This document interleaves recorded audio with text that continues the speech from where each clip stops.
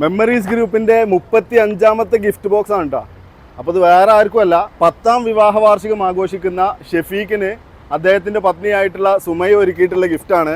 അത് memories group വഴി തന്നെ കൊടുക്കാൻ സാധിച്ചതിലുള്ള നന്ദി അറിയിക്കുകയാണ്, അതുപോലെ തന്നെ സ്നേഹം അറിയിക്കുകയാണ്. ഇതിന് വേറൊരു കാരണം കൂടി ഉണ്ട് കേട്ടോ.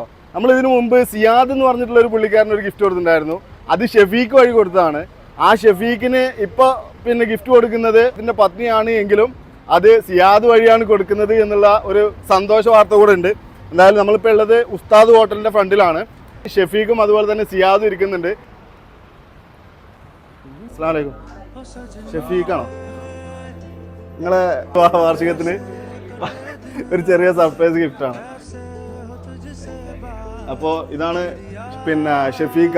ഈ സർപ്രൈസ് ഒരുക്കാൻ എല്ലാവിധ സഹായം ഒരുക്കിയത് സിയാദിക്കാണ്.